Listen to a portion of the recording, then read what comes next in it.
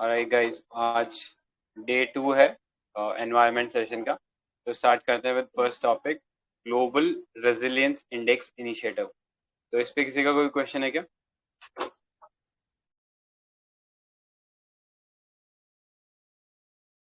चलो ठीक है, यही बता दो कि कौन कौन से ऑर्गेनाइजेशन इन्वॉल्व है। अतुल सर, आप बताओगे क्या? सर मुझे तो फालतू का लगा था ये। तो वैसे बस एक ही ऑर्गेनाइजेशन थोड़ा इम्पोर्टेंट है, CDRI। हम्म। ठीक है, बाकी तो इससे क्वेश्चन डायरेक्ट ऐसे बन सकता है कि ये इनिशिएटिव किसका है, बस इतना बनेगा और इसका एक ऑब्जेक्टिव बताना चाहिए। उससे ज़्यादा तो मुझे नहीं लगता टाइम देना चाहिए। एक और ऑर्गेनाइजेशन इंपॉर्टेंट है, लास्ट वाली, United Nation Office for Disaster Risk Reduction. Hmm. और इसके अलावा एक सीडीआरआई से भी सिमिलर नाम की एक और ऑर्गेनाइजेशन थी, इसमें coalition for climate resilient investment. ठीक है, तो वो भी इन्वॉल्व थी, लेकिन और भी बहुत सारी थी, तो इतना इम्पोर्टेंट नहीं है। बट सीडीआरआई क्योंकि इंडिया का इनिशिएटिव है और वो इसमें इन्वॉल्व है, तो उस पर्सपेक्टिव से थोड़ा सा इम्पोर्टेंट हो जाता है हमारे लिए इसको जानना। तो बेसिकली गोल क्या है? गोल जो इंश्योरेंस रिस्क मॉडल है अराउंड द वर्ल्ड, कि कैसे कैसे रिस्क हो सकते हैं, उनके अगेंस्ट कैसे कैसे इंश्योरेंस दिए जा रहे हैं, उन सब मॉडल्स का यूज करके हम लोग एक रिस्क पैरामीटर बनाएं। ठीक है, जिससे कि जो आने वाले रिस्क हैं, जो अक्रॉस द ग्लोब, उनको हम लोग पहले से ही कुछ ना कुछ उनके लिए मिटिगेशन स्टेप्स ले सकें। ठीक है, तो ये आइडिया था। तो यहाँ पे हमारे सीडीआरआई के बारे में जानना जरूरी हो जाता है। तो सीडीआरआई के बारे में कोई बता सकता है? इंडिया ने स्टार्ट किया था, लेकिन स्टार्ट कहाँ हुआ था, ये कैसे हुआ था? तो ये एनीवन? यूनाइटेड नेशन का क्लाइमेट एक्शन समिट था जो न्यूयॉर्क में 2019 में हुआ था, वहाँ पे लॉन्च किया था ये। बेसिकली हम्म। इसमें इतना था कि जो भी मतलब एग्जिस्टिंग इंफ्रास्ट्रक्चर है या फिर न्यू इंफ्रास्ट्रक्चर होगा तो उसको कैसे क्लाइमेट रेजिलिएंट बनाया जाए, मतलब जो भी डिजास्टर होंगे उसके अकॉर्डिंग। राइट। यही था। तो इस करेक्ट। सारी जो ये वाला तो coalition for climate resilient investment है, इसी के अंडर है क्या? क्योंकि कोई भी हम अगर जो इंफ्रास्ट्रक्चर ऐसे बनाएंगे ग्रुप, तो उसके लिए इन्वेस्टमेंट भी तो चाहिए होगा ना। हाँ, वो तो है, लेकिन ये इसके अंदर नहीं है, आई गेस सेपरेट एजेंसी है। ठीक है, ऐसा करके थोड़ा ध्यान में रखना इस चीज़ को, सेपरेट ही एजेंसी था ये। तो न्यूयॉर्क के अंदर क्लाइमेट एक्शन जो समिट था, उसके अंदर सीडीआरआई का फॉर्मेशन होता है। ये चीज़ याद रख सकते हैं। बाकी जैसे अतुल सर ने बताया कि जितना भी हमारा जो इंफ्रास्ट्रक्चर है, जो कि डिजास्टर प्रोन है या डिजास्टर वनरेबल है, उसको हम इस तरीके से बनाएं कि वो डिजास्टर उस पर कम इम्पैक्ट कर पाए। ठीक है, तो ये आइडिया था ब्रॉडली। नेक्स्ट, इसमें मेंबरशिप की बात करें तो जितने भी नेशनल गवर्नमेंट से यूएन एजेंसी है, सब इसका पार्टिसिपेंट बन सकते हैं, along with private agency also. ठीक है, तो ये मैप के थ्रू बताने की कोशिश करिए कौन कौन सी कंट्रीज सीडीआरआई का पार्ट है। ठीक है, तो यही था इसके अंदर। नेक्स्ट चलते हैं, Glasgow finance alliance for net zero. तो इसके बारे में कोई बता सकता है क्या, ये इस इनिशिएटिव में क्या कर रहे थे? तो ये जो था इनिशिएटिव लॉन्च किसने किया था? UN special envoy for climate action and finance. ठीक है, और along with UN F triple C climate action champions. ठीक है, और जो COP26 प्रेसिडेंसी थी जिनके अंडर, यानी यूके के पास जो थी, तो उन लोगों ने मिलकर ये लॉन्च किया था। तो आइडिया ये था कि हम लोग फंडिंग जमा करें, सो एज टू इंश्योर कि हम नेट जीरो ग्लोबल इकोनॉमी बना सकें। ठीक है, तो नेट जीरो का जो ऑब्जेक्टिव यहाँ रखा गया था, नेट जीरो का, वो था 2050। ठीक है, ऑल्दो डिफरेंट कंट्रीज के जो गोल हैं वो अभी डिफरेंट है। ठीक है, ऐसा हम नहीं कह सकते कि सब कंट्रीज 2050 तक करने वाली है। इंडिया का 2070 है, चाइना का 2060 है, यूरोप का 2050 है। ठीक है, तो सबका डिफरेंट है। So members under this net zero banking alliance, इन्होंने अलग अलग अलायंसेस बनाए हैं जिसके थ्रू वो प्रेशर करेंगे या अपने जो डोमेन एरिया है वहां पर वो इन्फ्लुएंस करेंगे, ताकि उस डोमेन के जो भी प्लेयर्स हैं वो सब नेट जीरो की तरफ जाएं। ठीक है, तो net zero banking alliance, net zero manager initiative, net zero asset owners alliances, तो ये सब अलायंसेस बनाई गई हैं। ठीक है, तो ये देख लेना, अगेन अलायंसेस जहाँ पे भी आता है तो पब्लिक प्राइवेट सब इन्वॉल्व हो जाते हैं, तो वो चीज़ इसमें भी देखने को मिलती है। ठीक है, तो इतना ही था इसके अंदर, इम्पोर्टेंट ज़्यादा कुछ खास था नहीं। नेक्स्ट पे चलते हैं, ना, आईरिस। इसमें आईरिस। इसमें आप सर एक चीज मिस कर गए, थोड़ा ऊपर करो। बोलो। अरे स्क्रॉल थोड़ा। यहाँ पे जो ये था रेस टू जीरो कैंपेन, तो इसके अंदर ना हाफ करना था हमें ग्लोबल इमिशन बाय 2030, तो ये भी पूछा जा सकता है। ठीक है। और एक रेस टू बॉटम टर्म भी यूज हुआ था, तो वो किस रिस्पेक्ट में यूज किया था हमने? रेस टू बॉटम, वैसे तो यार रिजर्वेशन के लिए करते हैं रेस टू बॉटम तो, बट एनवायरनमेंट के पर्सपेक्टिव से पता नहीं नहीं, था तो। इकोनॉमिक्स से था ये टर्म, थोड़ा याद करो। गिग वर्कर्स के लिए था क्या? नहीं नहीं, जो ये कॉरपोरेशन टैक्स नहीं होता है, मतलब हाँ उस रेस टू बॉटम वाली रेस लगी हुई है हाँ अभी हाँ, उसके केस ऑफ लिए। कॉर्पोरेट टैक्स कौन देगा? हम्म, हम्म तो उससे रिलेटेड वहां पे टर्म यूज हुआ था ये रेस टू बॉटम। तो ऐसे मतलब क्वेश्चन पूछा जा सकता है कि रेस टू जीरो किससे रिलेटेड है, लाइक, और रेस टू बॉटम कहाँ से रिलेटेड है। हम्म तो ठीक है, ये याद रख सकते हैं, रेस टू जीरो कैंपेन, तो वो इसी चीज से रिलेटेड है कि हम हाफ कर देंगे ग्लोबल एमिशंस बाय 2030। ठीक है, तो ये था इसके अंदर। नेक्स्ट पे चलते हैं, आयरिस। तो ये अगेन इम्पोर्टेंट इनिशिएटिव है, क्योंकि इसमें इंडिया का एक एक्टिव रोल था इस इनिशिएटिव में। तो India along with Australia, UK, Fiji, Jamaica. तो जमैका अभी हमने थोड़ी देर पहले पढ़ा था, किसका हेडक्वार्टर है जमैका में? UN close. Correct, UN clause का हेडक्वार्टर है। ठीक है, सो ये आयरस था, infrastructure for resilient island state, तो इसमें ये पार्टीज थी। तो इंडिया का जो सीडीआरआई है उसने एक्टिव रोल प्ले किया था, along with small island developing states, जो जिनके रिप्रेजेंटेटिव आ रखे थे। तो उनके साथ मिलकर ये था आइडिया कि हम लोग जो स्मॉल आइलैंड डेवलपिंग स्टेट है, जो कि सबसे ज्यादा वल्नरेबल है to climate change and specially rising water level. ठीक है, सो उनके लिए हम ऐसे इंफ्रास्ट्रक्चर तैयार करें जो इस टाइप की इन्वायरमेंटल इश्यूज से रेजिलिएंट होंगे। ठीक है, तो ये आइडिया था इंफ्रास्ट्रक्चर बनाने का, स्पेशली फॉर द SIDS, यानी स्मॉल आइलैंड डेवलपिंग स्टेट। तो इसमें एक समोआ वे था, Samoa pathway, which is SIDS accelerated modalities of action.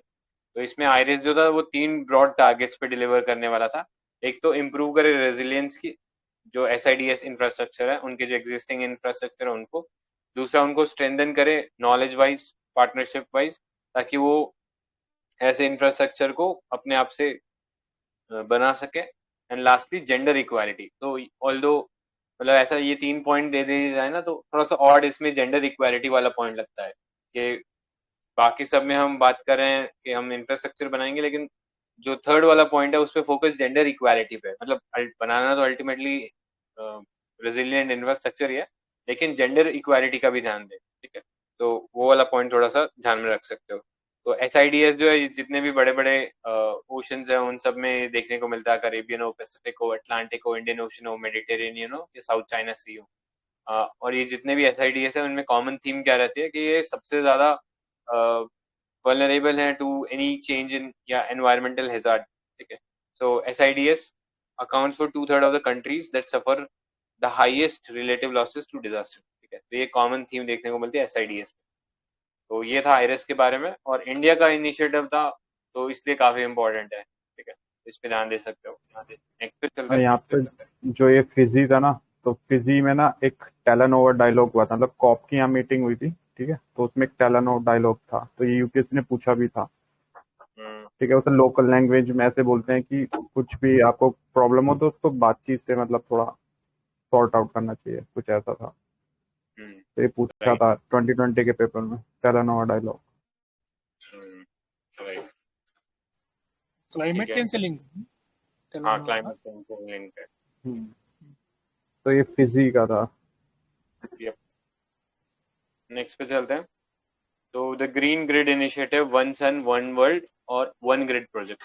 तो अभी इसका मेंबरशिप जो 101 कंट्रीज का हो गया। सबसे रीसेंट कंट्री किसने ज्वाइन किया इसको? इजराइल। आई गेस US था ना। पता नहीं, कल देख लेना। मैंने तो ऐसे ही गैस किया था। हाँ, तो एक्चुअली आई गेस शायद PT में ही कहीं पे आएगा ये चीज के 101वां मेंबर US है, इसमें शायद आगे आएगा वो। तो ये मल्टी लेयर डायलॉग है, मल्टी लेयर डायलॉग प्लेटफॉर्म रहेगा, जो कि ISA, world bank, UK government और विल्टन पार्क, इन लोगों ने मिलकर इनिशिएट किया था, ठीक है। सो आइडिया क्या था, एक इंटरकनेक्टेड रिन्यूएबल एनर्जी रिसोर्स बनाए हम लोग, ठीक है। सो इसमें एक डायलॉग दिया गया था या एक डिक्टम दिया था, सन नेवर सेट्स। तो इसका क्या मतलब है, what do they mean by sun never sets?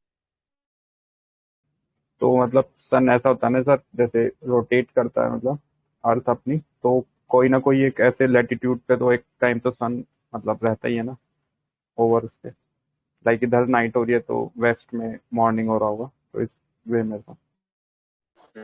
Right. तो मतलब सन कहीं ना किसी पॉइंट पे तो शाइन कर ही रहा होगा। तो हम पूरे के पूरे वर्ल्ड को अगर एक ग्रिड में इंटरकनेक्ट कर दें, तो we would be able to transfer that energy to other parts of the earth also. तो आइडिया ये था। तो इसमें हम फेज वाइज कनेक्ट करने वाले हैं पूरे वर्ल्ड को। तो फर्स्ट फेज में हम लोग एशिया को कनेक्ट करेंगे, सेकेंड फेज में हम लोग ये जो रिन्यूएबल रिसोर्सेज है इसको अफ्रीका के साथ कनेक्ट करेंगे, और थर्ड फेज में पूरा ग्लोबल इंटरकनेक्शन देखने को मिलेगा, ठीक है। तो ये था one sun one world one grid का आइडिया, जिससे और कि जो इसमें ना एशिया में भी ना पहले साउथ एशिया को मिडल ईस्ट से कनेक्ट करेंगे and then South East Asia. Right.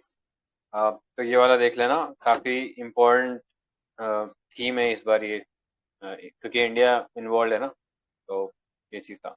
Next, E Amrit portal. तो फटाफट बता दो, ई अमृत पोर्टल किस चीज से रिलेटेड था?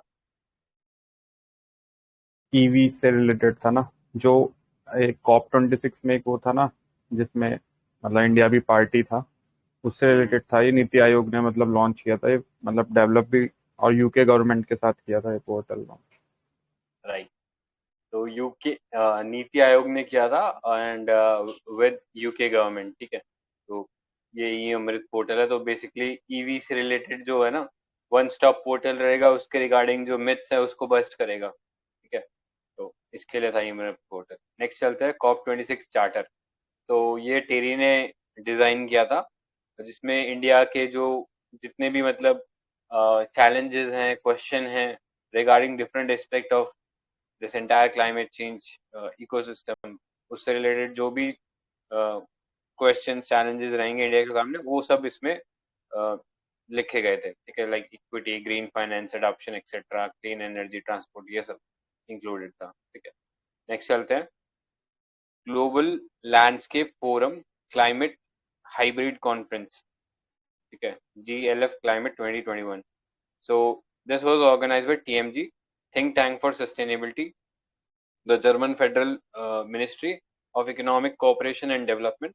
So इन्होंने हाईलाइट किया था कि जो डेजर्ट लॉक्यूस्ट है, those are closely related with climate change, ठीक है। सो अभी इंडिया में लॉक्यूस्ट अटैक भी देखने को मिला था, तो उस सेंस में थोड़ा सा इम्पोर्टेंट हो जाता है, ऑल्दो वैसे तो इतना इम्पोर्टेंट नहीं होता ये अगर सिंपली लॉक्यूस्ट वाला पार्ट नहीं होता तो। बट इन्होंने स्पेसिफिकली ये चीज को लिंक कर दिया क्लाइमेट चेंज के साथ, ठीक है। एंड इंडिया ने कोविड के अंदर फेस भी किया था डेजर्ट लॉक्यूस्ट अटैक, तो उस सेंस में थोड़ा बहुत इसके बारे में पता होना चाहिए। तो ये क्या बोल रहे हैं, एक तो अर्ली वार्निंग सिस्टम पे फोकस करें, दूसरा काउंट करें हम ह्यूमन कॉस्ट के, एनवायरनमेंट का ह्यूमन के लाइफ्स के ऊपर क्या कॉस्ट है, and lastly developing N efficient governance model, ठीक है। तो ये था global landscape forum climate hybrid conference. तो डेजर्ट लॉकिस्ट के लिए हमारे पास एक अर्ली वार्निंग सिस्टम है क्या इंडिया में, किसी को होना आइडिया? तो चाहिए, होना तो हाँ चाहिए। है, कहाँ पे है? लोक सिस्टम है। नीति? पता तो नहीं कहाँ पे। गुजरात है जोधपुर, क्या? नहीं नहीं, राजस्थान में जोधपुर में है डेजर्ट अच्छा। लोकस्ट अर्ली वार्निंग ऑर्गेनाइजेशन करके है वो पहले अलार्म रेज करती है अगर डेजर्ट लोकस्ट अटैक होता है तो पिछले कई सालों से नहीं हो रहा था, लेकिन इस साल हो गया। क्यों? क्योंकि जो लॉन्ग पीरियड तक रेनफॉल होती रही थी मोजाम्बिक एरिया से, तो ये वहां से डेजर्ट लोकस्ट ट्रेवल करते हुए थ्रू ईरान एंड देन फिर ट्रैवल करते हुए सॉरी मिडल ईस्ट से फिर ईरान, ईरान से फिर पाकिस्तान और फिर इंडिया में आ गए, ठीक है। तो नॉन स्टॉप ट्रैवल करते हुए ये इंडिया में पहुंच गए थे डेजर्ट लोकस्ट, तो ये पता होना चाहिए, ठीक है। नेक्स्ट चलते हैं। So Kigali amendment to Montreal protocol, ठीक है। तो मॉन्ट्रियल प्रोटोकॉल किस चीज के लिए था? Ozone, protection of. हाँ, ओजोन डिप्लीटिंग सब्सटेंस से बचाने के लिए ओजोन को, तो ये मॉन्ट्रियल प्रोटोकॉल आया था। एंड ईयर क्या था? चलो ठीक है, मैं दूसरे तरीके से पूछता हूँ ये सवाल।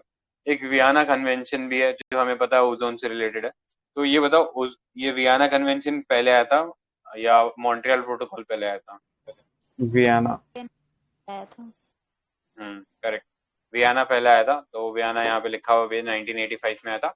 एंड मॉन्ट्रियल जो है 1987 में आया था, लेकिन फोर्स में बात करें तो वो 1989 में और ये 1988 में। ठीक है। क्या डिफरेंस होता है कन्वेंशन प्रोटोकॉल में?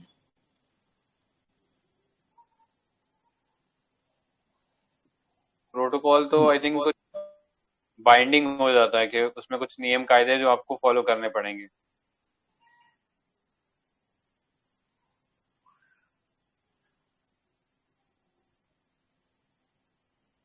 है ना? आई और थिंक जो वियना कन्वेंशन था उसमें हमने CFCs बैन किए थे, देन उसमें फिर अमेंडमेंट किया था तो मॉन्ट्रियल प्रोटोकॉल आया था, तो उसमें हमने फिर शायद HCFCs बैन किए थे।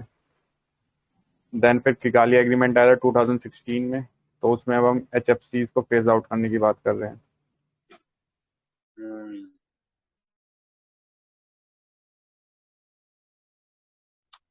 ठीक है।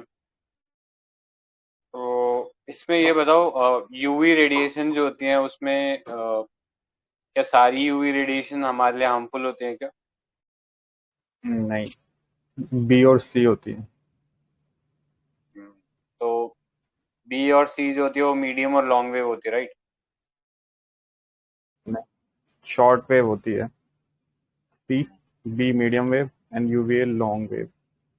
और इसमें बी में भी एक और ये बात हो रही है कि सारी की सारी ये मतलब एब्जॉर्ब नहीं कर पाता है ओजोन लेयर अपनी, कुछ पार्ट ये आ जाता है, मतलब तो एंटर कर लॉन्ग जाता है। हाँ, लॉन्ग वेव लेंथ वाला जो पार्ट है यूवी रेडिएशन का, वो पास कर जाता है। ठीक है। तो इसको उसी से रिलेट कर लो, जैसे हम बात करते हैं ना सोलर रेडिएशंस की। तो सोलर रेडिएशन में जो long wave radiation, I I think short wave वहाँ ये सॉरी उठता है, यहाँ रिवर्स है सर। यहाँ रिवर्स है। तो सोलर में क्या होता है, जो शॉर्ट वेव होता है वो पास कर जाता है, लेकिन अर्थ से लॉन्ग वेव निकलता है वो नहीं कर पाता। तो यूवी जैसे उसका उल्टा है, यहाँ पे लॉन्ग वेव पास कर जाता है और शॉर्ट नहीं कर पाता। ठीक है। और जो नहीं कर पाता वो ज्यादा डेंजरस होता है। ठीक है, मतलब अगर कर पाता तो फिर हम एग्जिस्ट ही नहीं करते, उस सेंस में समझ सकते हो। ठीक है। तो इसके अंदर सब्सटेंसेस जो प्रोटोकॉल से कंट्रोल थे उसमें अलग अलग एनेक्शर्स बना रखे हैं। तो HFC जो है वो F एनेक्शर में है, मतलब सबसे लास्ट जो एनेक्शर है उसमें है, तो ये याद रखना। और फिर आर्टिकल 5 और नॉन आर्टिकल 5 कंट्रीज हैं, तो नॉन आर्टिकल में जो डेवलप्ड कंट्रीज हैं वो आती है, और आर्टिकल 5 में डेवलपिंग कंट्रीज आती हैं, जिनको के समय दिया गया है कि वो इस प्रोटोकॉल में आने में या इस प्रोटोकॉल को इम्प्लीमेंट करने में थोड़ा रिलैक्सेशन ले सकते हैं। ठीक है। तो वो चीज़ था।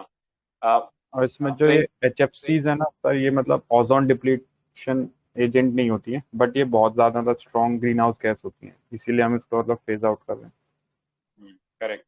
तो क्या अगर मैं ऐसा बोलूँ कि मॉन्ट्रियल प्रोटोकॉल में जो मेंबरशिप है वो पूरी फुल है, मतलब जितने भी UN मेंबर्स हैं they are all part of Montreal protocol? True, और ये ओनली ऐसी मतलब वो है प्रोटोकॉल। करेक्ट। ये बता दो, मॉन्ट्रियल प्रोटोकॉल बाइंडिंग है क्या? हाँ हाँ, बाइंडिंग। ट्रू। करेक्ट। तो बाइंडिंग है, और एकमात्र ट्रीटी है जिसके अंदर सारे के सारे UN मेंबर्स इंक्लूडेड है। ठीक है। सो आई गेस यही मैं दिन में सवाल पूछ रहा था, तो आई गेस ये ग्रुप 1 जो है ये डेवलपिंग कंट्रीज नहीं है, डेवलप कंट्रीज है। किसने चेक किया गया ये वाला पॉइंट? किसी ने नहीं नहीं किया? हाँ सर, ये आई थिंक पेज नंबर ये डेवलपिंग ही है। डेवलपिंग में देखो, ग्रुप 1 में आएगा चाइना, ग्रुप 2 में है इंडिया, तो इंडिया के लिए 2028 है, और ये 2024 ये चाइना के लिए है, मतलब इसमें भी मतलब ग्रुप बनाए हुए थे उन्होंने डेवलपिंग में भी। अच्छा। हम्म। वैसे आई गेस इसमें जो ग्रुपिंग ब्रॉडर लेवल पे ग्रुपिंग थी वो कुछ शायद इस तरीके से थी कि फर्स्ट ग्रुप में डेवलप कंट्रीज थे लाइक US UK EU, जिनको फेज आउट करना था ये HFC बाय 2024। ठीक है। सॉरी, एक सेकंड देना। हाँ, तो फर्स्ट ग्रुप जो था उसके अंदर ये रिच डेवलप कंट्रीज थे, जो कि फेज आउट करने वाले थे 2019 तक, and reduce it by 15% of 2012 level by 2036. Next, second group में China, Brazil, as well as some African countries who will start their phase down from 2024 and reduce it by 20% of 2021 by 2045.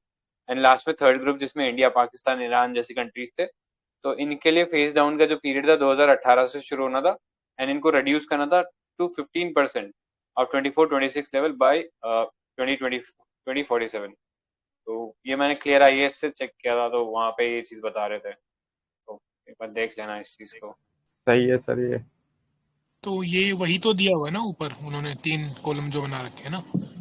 हाँ, तो 3 column में, हाँ I guess सही दिया हुआ है. नहीं, 3 कॉलम में इसमें वो वाले नहीं है जो डेवलप्ड कंट्रीज हैं, इसमें सिर्फ डेवलपिंग और जो नॉन पार्टीज हैं उनके लिए है ये। अच्छा. ठीक है, तो ये वाला देख सकते हैं. इसके अलावा इसके अंदर कोई फंड भी बनाया गया है क्या, ये मॉन्ट्रियल प्रोटोकॉल को इम्प्लीमेंट करेंगे? हाँ, एक फंड है ना, मल्टीलेटरल फंड। राइट.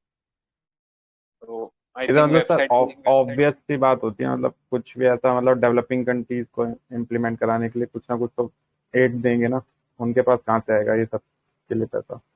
हाँ नहीं, वो तो सही है, लेकिन जैसे मैं सोच रहा था ये मल्टीलेटरल फंड इसने जेनरिक लिख दिया है, पीछे कोई ना कोई होगा. तो मैं वेबसाइट पे भी चेक किया, उसने केवल मल्टीलेटरल फंड लिखा हुआ है, उसने भी कोई डिटेल नहीं दी कि कौन है.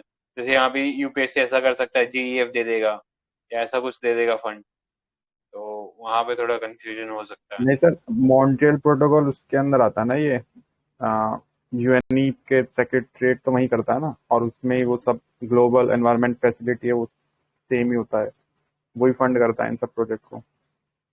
तो फिर इसको वो चीज लिखनी चाहिए था ना, जीईएफ करता है. मल्टीलेटरल फंड लिख के क्यों कंफ्यूज कर रहा है? ठीक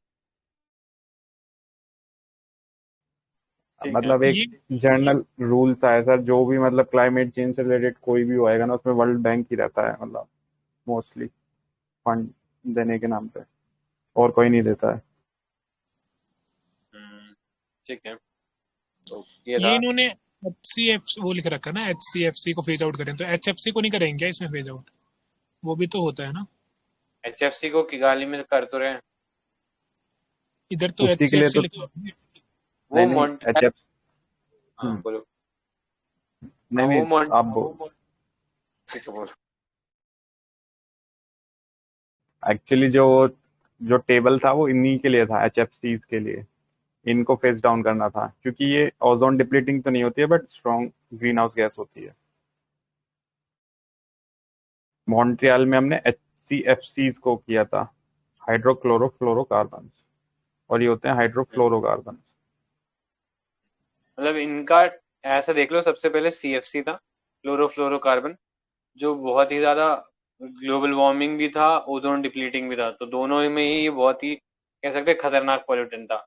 इसके नेक्स्ट स्टेज आया था एचसीएफसी. ठीक है. तो ऑल्दो ये ओजोन डिप्लीटिंग लेवल इसका थोड़ा कम हुआ, लेकिन अभी भी ओजोन डिप्लीटिंग था. फिर हम लेके आए एचएफसी. एचएफसी में डिस्टिंक्शन क्या था कि इसके अंदर ओजोन डिप्लीशन था, ओडीएस अगर मैं बोलूँ, ओजोन डिप्लीटिंग सब्सटेंस, तो ये बिल्कुल नील था, जीरो हो गया था. लेकिन इश्यू क्या हो रहा था कि ये बहुत स्ट्रॉन्ग ग्लोबल वार्मिंग गैस था, एचएफसी. ठीक है. तो इस सेंस में इनको फेज आउट करने के लिए किगाली में ये बोला गया था कि हम ये ग्लोबल वार्मिंग को टारगेट करेंगे. अब मतलब पहले हमने ओजोन डिप्लीशन सब्सटेंस को टारगेट किया, फिर किगाली के थ्रू हमने टारगेट किया ग्लोबल वार्मिंग को.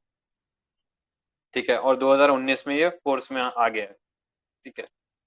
तो ये चीज था. और अगेन ये भी एक बाइंडिंग एग्रीमेंट है, तो ये याद रख सकते हैं. किसी को कुछ और ऐड करना है क्या इसमें?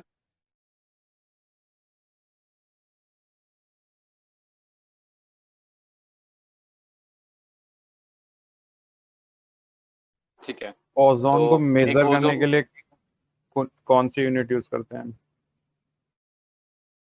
डॉब्सन होती है ना. राइट।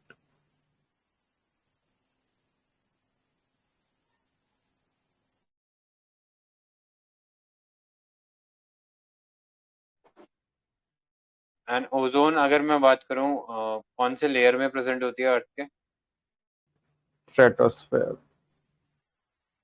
दोनों तो में होती है, नीचे भी रहती है ना।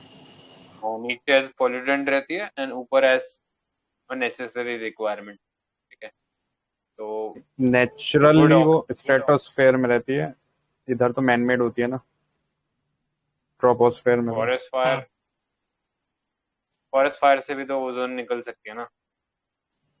हाँ तो हाँ, मीथेन मीथेन क्योंकि से भी तो होती है ना, कुछ ऐसा नहीं क्वेश्चन होता। पूछा था ना बायोमास बर्निंग पे। राइट, ठीक है। तो ये फिगर में ना एक कार्बन लाइन लिखी हुई है, और हमने एक पीटी में कार्बन लाइन पढ़ा था, तो क्या था कार्बन लाइन? चलिए थर्ड टाइम क्वेश्चन पूछ रहे हो आप, मैं नहीं बता रहा। ठीक है, आप मत बताओ, बाकी बताओ भाई लोग, कार्बन लाइन क्या था? नीति मैम आप बताइए। जहाँ पे स्पेस स्टार्ट हो जाता है वो होती है ना शायद। नहीं। यहाँ से ग्रेविटी, मतलब ग्रेविटी से दूर हो जाता है अर्थ की। अरे अच्छा। सर, आपने तो बता दिया, बाकियों को तो बताने देते हैं। तीसरी बार क्वेश्चन पूछना है। और इसकी ठीक है, किलोमीटर भी बता देता हूँ, 100 किलोमीटर पे होती है। बहुत ही बढ़िया सर। करेक्ट। तो याद रख लेना, ये हमने वो पढ़ा था ना, स्पेस फ्लाइट अपना होने वाला है प्रोग्राम। तो उस सेंस में हमने देखा था कि कई जो है सिर्फ ग्रेविट जीरो ग्रेविटी एक्सपीरियंस करा के लाते हैं, जबकि हमारा मिशन तो 5-6 दिन का होगा। लेकिन कई जो मिशन होते हैं केवल जीरो ग्रेविटी एक्सपीरियंस करा के लाते हैं। तो वो क्या करते हैं, ये वो कार्बन लाइन तक ले जाते हैं, वहां से डिसेंड करा देते हैं। तो थोड़ी देर के लिए उन्हें वो जीरो ग्रेविटी का एहसास होता है। ठीक है, तो ये था और आइडिया। उसका और पर्टिकुलर नेम होता है सब orbit mission, not D orbit mission. ठीक है। राइट, ठीक है। तो नेक्स्ट ये क्योटो एडजस्टमेंट था एक चीज, तो इसके बारे में बता सकते हो क्या था? क्योटो एडजस्टमेंट मतलब वो KYOTO नहीं है, क्योटो QUITO एडजस्टमेंट।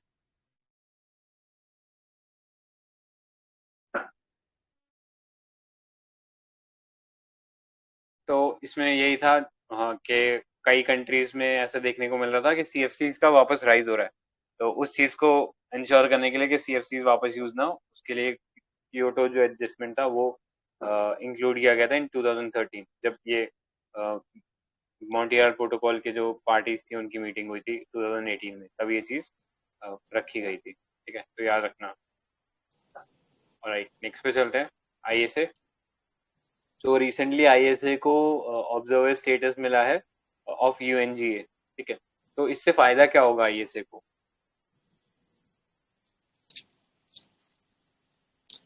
मीटिंग वगैरह में पार्टिसिपेट कर सकता है, ओपिनियन रख सकता है ना ऐसा।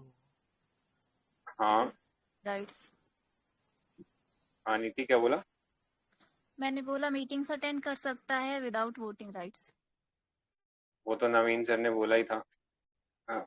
ठीक है, तो एक ये चीज है कि सेक्रेटरीट जो है वो अपना एस्टैब्लिश मतलब एक अपना परमानेंट ऑफिस एस्टैब्लिश कर सकता है UN के हेडक्वार्टर में, जो कि न्यूयॉर्क में है। ठीक है, तो वो वाला तो ठीक है कि वो पार्टिसिपेट कर सकता है, लेकिन अब एक परमानेंट ऑफिस एस्टैब्लिश कर सकता है UN के हेडक्वार्टर में। ठीक है, तो ये एडवांटेज मिलेगा। और बहुत सारी कंट्रीज रही हैं मतलब शुरू में, बाकी तो मोस्टली ऑर्गेनाइजेशन ही देखने को मिलती है, बट कंट्रीज भी रही थी, जैसे स्विस गवर्नमेंट थी, तो इनिशियली वो परमानेंट ऑब्जर्वर बना था, बाद में वो फिर मेंबर बना इसका। ठीक है, सो ISA इंडिया ने स्टार्ट कहाँ पे किया था, कैसे स्टार्ट हुआ था ये? इंडिया और फ्रांस ने स्टार्ट किया था ना COP 21 में, जो पेरिस में हुई थी। यप, करेक्ट एकदम। तो 2015 में हमारे जो प्राइम मिनिस्टर मोदी हैं, उधर के जो प्रेसिडेंट है, उन्होंने स्टैब्लिश स्टार्ट किया था इसको।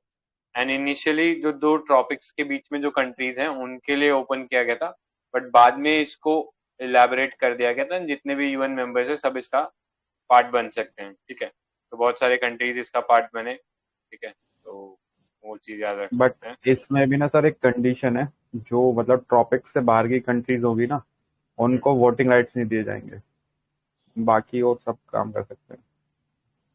अच्छा, राइट। तो यहाँ पे जितने भी ईच में क्या, हेडक्वार्टर्स का, हेडक्वार्टर कहाँ है इसका? गुरुग्राम। गुरुग्राम। कहाँ है ये? अरे हरियाणा। हरियाणा। ये कैसा सवाल कर दिया? दिल्ली एनसीआर हरियाणा में भी नहीं है। हाँ दिल्ली एनसीआर। अच्छा, ठीक है। और एक तो 80 कंट्रीज ने अभी तक रेटिफाई कर दिया और 101 जो था वो यूएसए था, ठीक है? तो अभी वही डिस्कस, ये आई थिंक बात कर रहे थे अपन लोग कि अभी सबसे लेटेस्ट मेंबर कौन सा है, तो यूएसए सबसे लेटेस्ट मेंबर है, ठीक है। एंड ये इंपॉर्टेंट फीचर है कि आईए से पहला इंटरनेशनल ऑर्गेनाइजेशन है जिसका हेडक्वार्टर इंडिया में है, तो जैसा नवीन ने बताया गुरुग्राम में है, ठीक है। और इसके अलावा गुरुग्राम में एक और बहुत ही अच्छे इनिशिएटिव का हेडक्वार्टर भी है, तो बता सकता नेवी से जुड़ा है वो, कौन? मैरीटाइम कुछ नेम याद नहीं है। अच्छा, ठीक है। तो नेवी का एक इम्पोर्टेंट इंस्टीट्यूशन बना है, आईएफ, इंडियन फ्यूजन सेंटर, ठीक है। तो इस फ्यूजन सेंटर में हम लोग क्या करने वाले हैं, जितने भी जो हमारे फ्रेंडली नेवीज हैं कंट्री की, इंडियन ओशन की जो नेवीज हैं, उन सबसे डेटा कलेक्ट किया जाएगा, एंड जितने भी वो हैं जितने भी इंडियन ओशन में वेसल्स ट्रैवल कर रहे हैं उनको ट्रैक कर पाएंगे। तो इंडियन फ्यूजन सेंटर बोलते हैं, ठीक है। तो ये भी गुड़गांव के अंदर ही है, ये याद रख सकते हैं। असल और नोएडा में किसका है, मतलब हेडक्वार्टर, मतलब इंडिया की कोई वो है? सीबीआई, नहीं। ईडी, वाटर से रिलेटेड है कोई बॉडी। नहीं याद आ रहा, बता दो। Inland waterway authority. अच्छा, इनलैंड वाटरवे अथॉरिटी, आईडब्ल्यू। एक ग्लोबल मिनिस्ट्री। टाइगर फोरम का भी इंडिया में है ना हेडक्वार्टर? कौन सा? ग्लोबल टाइगर फोरम है जो अपना वर्ल्ड बैंक ने बनाया है टाइगर वाइगर का पॉपुलेशन के लिए, न्यू दिल्ली में है इसका। इसका भी है, पता नहीं यार। नहीं नहीं, मैंने चेक करके बताया आपको। अच्छा,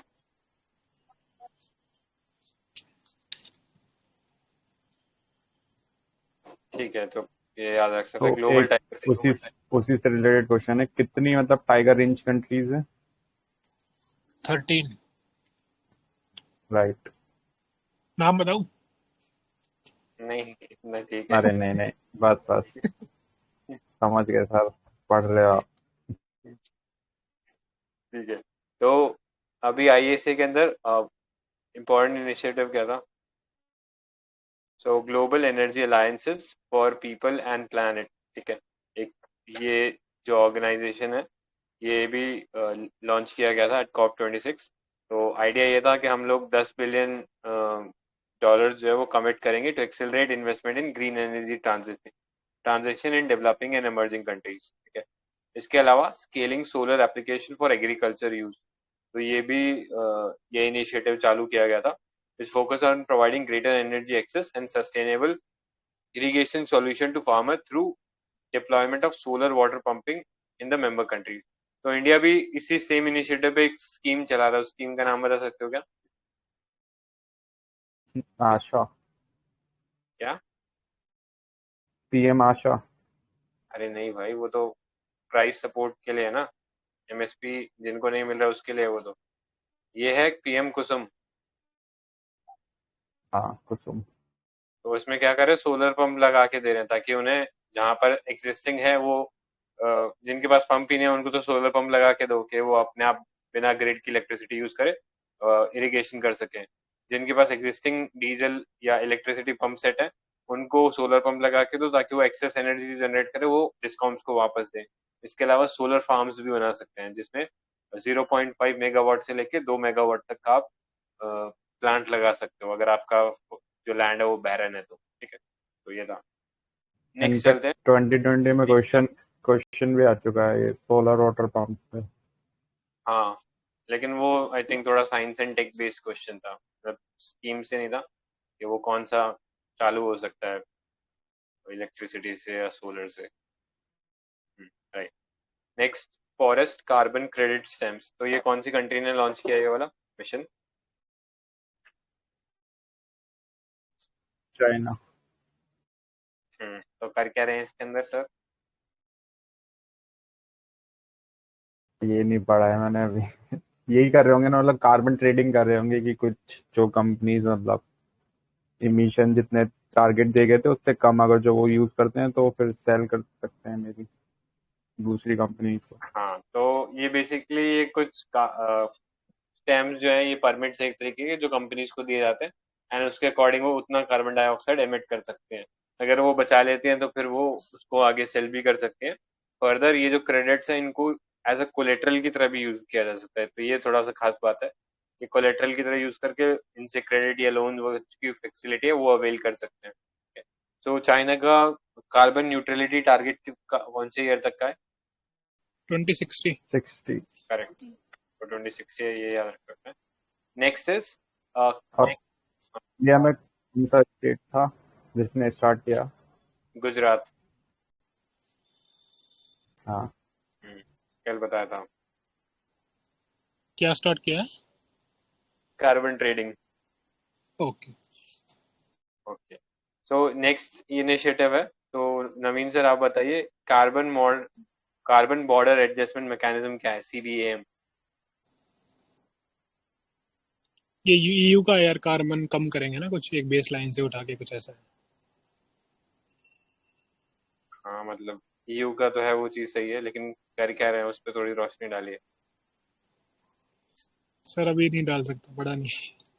अच्छा ठीक है, तो इसमें आई थिंक सर ये वाला क्वेश्चन पूछा गया ना पीटी वो टेस्ट सीरीज में फिट फॉर 55 इनिशिएटिव किसका है, इस टाइप का क्वेश्चन बनता है मतलब इनसे ज्यादातर। हाँ मतलब ये इम्पोर्टेंट है, मतलब अपार्ट फ्रॉम इंडियाज इनिशिएटिव जो हमने देखे, बहुत कम इनिशिएटिव ऐसे मेरे को लगे जो काम के थे, तो उनमें से लेकिन ये कुछ एक इनिशिएटिव है जो काम का था, तो सीबीएम के बारे में बताना चाहिए। तो ईयू का ये इनिशिएटिव है, एंड इसमें जो टारगेट था उनका कि हम 55% तक एमिशन जो है कम कर देंगे ऑफ 1990 बाय 2030। ठीक है, तो यही फिट फॉर 55 इनिशिएटिव था। तो इसमें वो लोग क्या कर रहे थे कि अ, जैसे वो कम अपने तो कंट्रीज में उन्होंने टैक्सेस लगा दिए कि ये सामान को आप इस तरीके से नहीं प्रोड्यूस करोगे तो हम आपके ऊपर कार्बन टैक्स लगाएंगे। लेकिन कंपनीज क्या कर रही थी, कंपनीज बाहर से सामान लेके आ जा रही थी, वो इम्पोर्ट करके ले आ रही थी। तो वो इम्पोर्ट सस्ता पड़ रहा था क्योंकि वहां पे वो कोई कार्बन टैक्स जैसी कोई चीज नहीं थी। जैसे पोलैंड हो गया, तो पोलैंड जैसा थोड़ा गरीब टाइप का कंट्री है, तो वो इतना ध्यान देता नहीं ऐसी रिस्ट्रिक्शंस पे, तो वहां से सामान उठा के ले आते थे। तो उस चीज को कर्ब करने के लिए उन्होंने बोला कि जो भी सामान आएगा ईयू से, ठीक है, या उसके कंट्री से, तो उसके ऊपर तो हम लोग ये सीबीएम नहीं लगाएंगे। मतलब हमारे तो जो अंदर ईयू के अंदर तो सब लोग ही फॉलो कर रहे हैं, लेकिन ईयू के बाहर से जो माल आ रहा है वो शायद नहीं फॉलो कर रहे होंगे।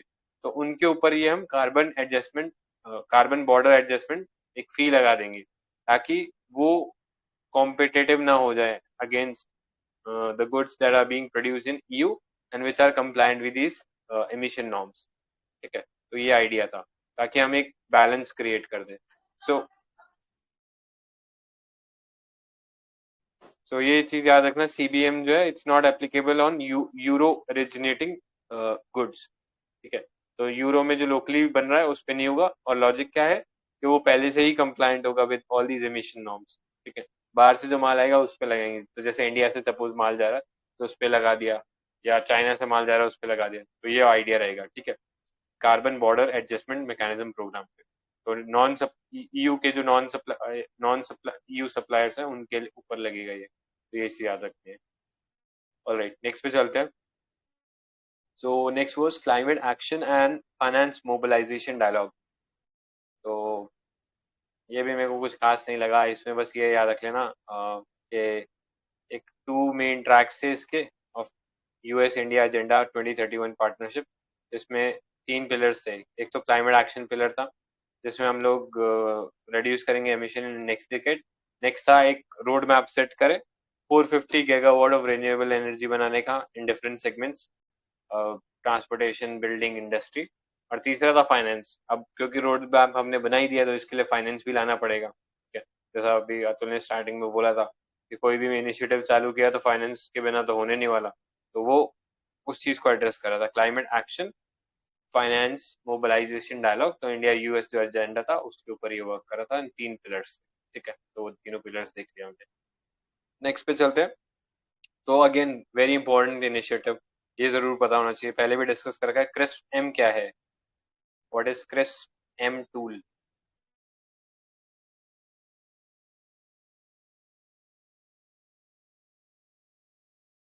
रहने से आप बताओगे क्या?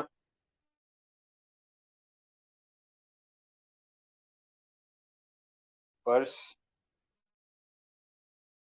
पेपर दे रहे हो ना भाई लोग इस बार फ्री का? हाँ दे तो रहे। तो देख के आ जाया करो यार, डेली डेली में अकेला ऐसा लगता है 1-on-1 चल रहा है। तो पर मैंने बस मैंने किगाली तक ही पढ़ पाया था, उसके बाद नहीं कर पाया था। जो टारगेट था ना वो 13 से लेके 33 पेज का था, और किगाली शायद 14-15 पेज पे आ रहा फिर सब 8:30 बजे तो क्लास ही ओवर हुई थी, देन 9 बजे तक डिनर विनर हुआ, तो आधे घंटे में थोड़ा बहुत यही हो पाया। है। ये टारगेट ना सुबह कल भी बता दिया गया था और सुबह डल गया था। एनीवेज चलो। सर और भी वर्क होते हैं सर। तो मैं कब मना कर रहा हूँ, करो और भी वर्क, लेकिन पेपर देना है ना, मैं यही पूछ रहा हूँ। तो सर आप एक्सप्लेनेशन अच्छा करते हो ना, तो थोड़ा वर्क इजी हो जाता है। ठीक है। पर मैं तो ये वीडियो को रिलैक्स पे सुन के पढ़ता हूँ, मतलब आज सुन रहा हूँ डायरेक्ट बस लाइव। अरे बस इतना बहुत। ठीक है। सो नेक्स्ट ये क्रिस्प एम ना काफी इंपॉर्टेंट है, हमने शायद ये जो मंथली करे थे उसमें भी देखा था। तो शायद कोई टेस्ट सीरीज भी करा था, शायद शून्य का करा था, शायद उसमें आए थे। सो क्रिस्प एम में क्या करें हम लोग? Climate resilience information system and planning tool. तो इंडिया का जो मनरेगा जो स्कीम है उसमें इसको इम्प्लीमेंट किया जा रहा है। और इसको इम्प्लीमेंट कौन सी मिनिस्ट्री करी है? तो रूरल डेवलपमेंट एंड पंचायती राज। तो 2 मिनिस्ट्रीज है, रूरल डेवलपमेंट और पंचायती राज। वो इसको जॉइंटली लॉन्च करा है। एंड आइडिया क्या रहेगा कि हम क्लाइमेट इंफॉर्मेशन है उसको लिंक करें with the geographical information system. तो उससे जो बेस्ड वाटरशेड प्लानिंग है। तो मनरेगा में ना आजकल गांव में अगर कभी गए होगे तो देखा होगा उधर ना वो जल संचय, मतलब पानी इकट्ठा करने के लिए ना वो खेतों के अंदर वो कुंड टाइप के बना देते बड़े बड़े, जिससे कि जब वाटर डेफिसिट क्लाइमेट रहेगा ना तो उसके अंदर वो हेल्प कर पाए उनको, फार्मर्स को विद वाटर। ठीक है। सो उस मिशन में एक तरीके से ये हेल्प करेगा कि हम क्लाइमेट को जियो इंफॉर्मेशन सिस्टम से लिंक कर दें एंड उसके बेसिस पे हम लोग प्रोजेक्ट या जो वर्क है वो डिवाइड कर दें। ठीक है। तो ये आइडिया था क्रिस्प एम के अंदर। तो ये सारे अभी पूरे ऑल अक्रॉस इंडिया नहीं चालू हुआ, केवल 7 स्टेट में शुरू हुआ है अभी। तो ये जॉइंटली इम्प्लीमेंट हो रहा है with the help of Indian government, जिसमें मिनिस्ट्री ऑफ रूरल और पंचायती राज है और गवर्नमेंट ऑफ यूके है। तो ये दोनों मिलके जॉइंटली इम्प्लीमेंट करें। और स्टेट क्या है? बिहार, झारखंड, उत्तर प्रदेश, मध्य प्रदेश, छत्तीसगढ़, उड़ीसा, राजस्थान। तो मतलब थोड़ा याद करने में दिक्कत होगा तो कुछ कुछ लिंक बैठा लो कि जैसे ज्यादातर ये नॉर्थ नॉर्थ सेंट्रल स्टेट है। ठीक है। सो ऐसा करके कुछ लिंक बैठा सकते हैं। ठीक है। तो एक दो बार देखोगे तो आई गेस याद हो जाएंगे, 7 ही स्टेट है। इसके अलावा भी एक स्कीम थी जिसमें सात सात स्टेट में इसको ही इम्प्लीमेंट करेगी, पानी से रिलेटेड इसको थी। सर कंफ्यूज कर सकते हैं जो क्रिस्पर से। अटल भुजबल है। हाँ कर सकते हैं। लाइक ऐसे अटल डाल भुजबल देंगे ना, है। जैसे हाँ क्रिस्प बोलो। एम है तो ऐसे क्रिस्पर ऐसे डाल सकते हैं मतलब। राइट। हाँ तो अभी जो स्कीम की बात कर रहे थे ना कि 7 स्टेट में ही इम्प्लीमेंट हुए, वो अटल भूजल है। ठीक है। तो ये ये वर्ल्ड चीज है। बैंक करा रहा है ना शायद 50-50 पार्टनरशिप में, करेक्ट। वो फंडिंग में भी। था। Correct correct. तो वो चीज था। नेक्स्ट चलते हैं, फोरम फॉर डीकार्बनाइजिंग ट्रांसपोर्ट। तो इंडिया और इंडिया का जो नीति आयोग है वो और World resource Institute India jointly launch forum for decarbonising transport in India. तो ये एक जो हमारा एनडीसी है उसी की तरफ ये एक इनिशिएटिव रहेगा। It is part of the NDC transport initiative for Asia. पूरे एशिया के लिए जो इनिशिएटिव है उसका एक पार्ट रहेगा। तो ये जो ट्रांसपोर्ट इनिशिएटिव है इसके अंदर चाइना, इंडिया, वियतनाम ये सब अपने आप को इन्वॉल्व कर रहे हैं, so as to achieve shift from the current energy या high carbon emitting transport sector to a zero emission transport sector across Asia रहेगा. So this is part of international climate initiative and NITI Aayog is the implementing partner for India. ठीक है. और transport sector जो है वो third highest CO2 emitting sector है. तो first और सेकंड के नाम बता दो, कौन बताएगा? थर्मल पावर प्लांट होगा. थर्मल पावर प्लांट बहुत ज्यादा स्पेसिफिक हो गया, ओवरऑल सेक्टर की बात करते हैं तो वो चीज सही बोला, एनर्जी सेक्टर है सबसे फर्स्ट नंबर पे, सेकंड नंबर पे मैन्युफैक्चरिंग है और थर्ड नंबर पे ट्रांसपोर्ट है. ठीक है, तो ये ऑर्डर है, याद रखना. Electricity, manufacturing and then transport, तो ये ऑर्डर है इसका. नेक्स्ट पे चलते हैं. Clean energy ministerial industrial deep decarbonisation initiative. ठीक है, सो इसके अंदर क्या कर रहे हैं, इसके अंदर हम लोग इंडिया और यूके जॉइंटली लॉन्च कर रहे हैं इस मिशन को. एंड क्योंकि ये एक ग्लोबल कोलिशन है तो इसमें पब्लिक और प्राइवेट ऑर्गेनाइजेशन दोनों साथ मिलकर काम करें, सो एज टू इंश्योर या so as to basically stimulate the demand for low carbon industry material. तो हम ऐसे मार्केट में ऐसे मटेरियल्स की डिमांड बढ़वाएं जो कि लो कार्बन एमिशन है. ठीक है, तो ये कोऑर्डिनेट करवा रहे यूनाइडो. ठीक है, यूएन इंडस्ट्रियल डेवलपमेंट ऑर्गेनाइजेशन जो है वो इसको इम्प्लीमेंट करा रही है. साथ ही साथ कंट्रीज लाइक जर्मनी और कनाडा भी अब इसका पार्ट है. तो it works to standardise carbon assessment, public private sector procurement targets and incentivize investment into low carbon development project. पहला तो एक असेसमेंट करें कि कितना कितना कौन रिलीज कर रहा है, फिर एक तरीके से प्राइवेट सेक्टर और पब्लिक सेक्टर को वो हम लोग नच करें कि वो प्रोक्योरमेंट टारगेट ऐसे रखें जो कि फेवर करता हो लो एमिशन कार्बन प्रोडक्ट्स को.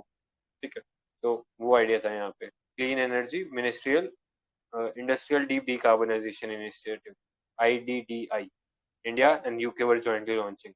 ठीक है, तो अभी एक थोड़ा सा थीम ये रह सकता है कि जितने भी देख रहे हो ना COP26 में, तो ज्यादातर में इंडिया और यूके ने साथ में रिलीज किया है. ठीक है, तो एक गेस मारना हो कि हाँ ये कौन कौन हो सकता है, तो प्रॉब्ली इंडिया यूके एक सेफ बेट रहेगा एटलीस्ट इस टाइम के लिए. ठीक है, क्योंकि COP26 बहुत ही ज्यादा इंपॉर्टेंट था. तो जैसे अभी हमने ये CRISP-M भी देखा, उसमें भी यूके था, इंडिया था.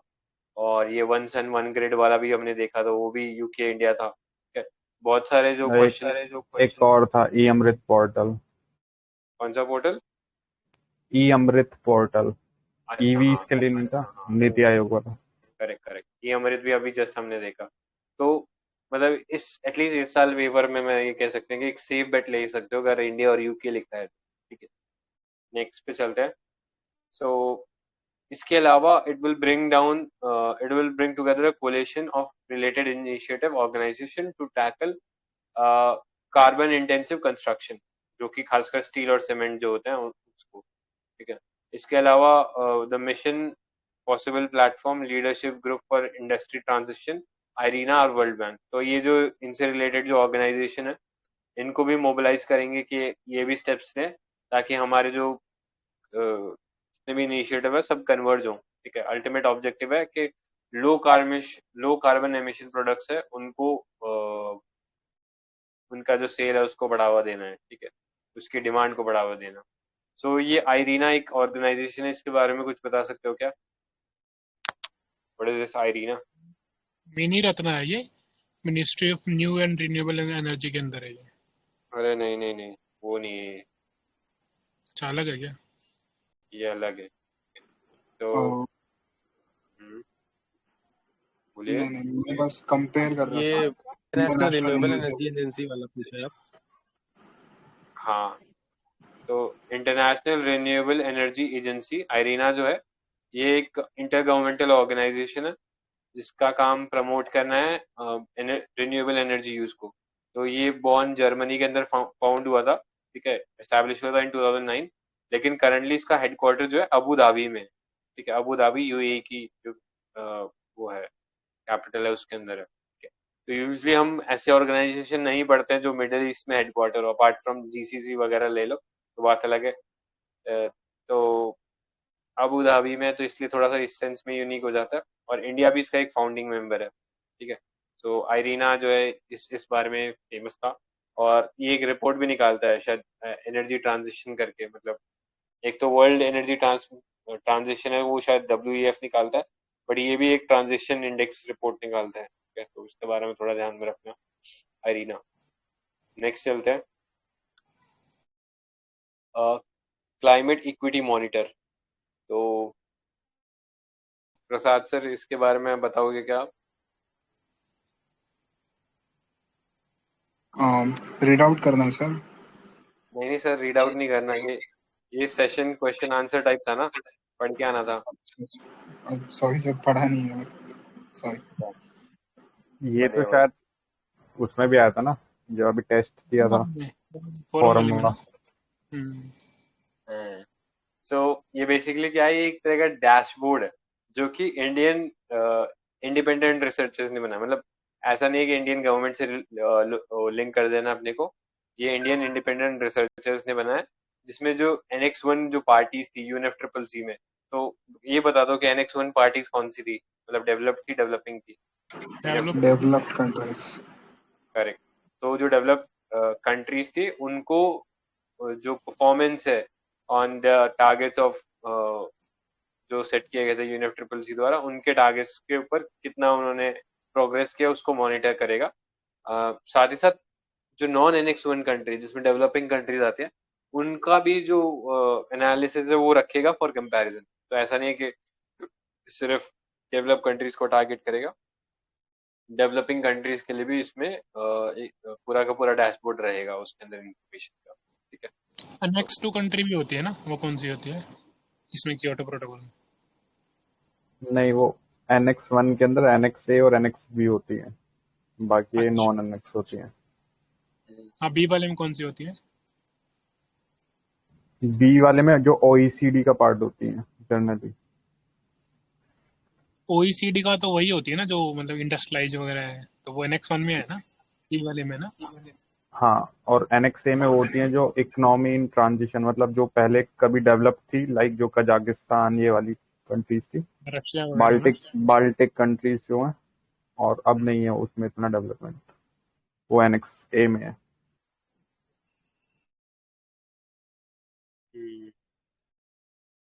ठीक है, ऑलराइट। नेक्स्ट पे चलते हैं फिर, world and water and climate coalition, ठीक है।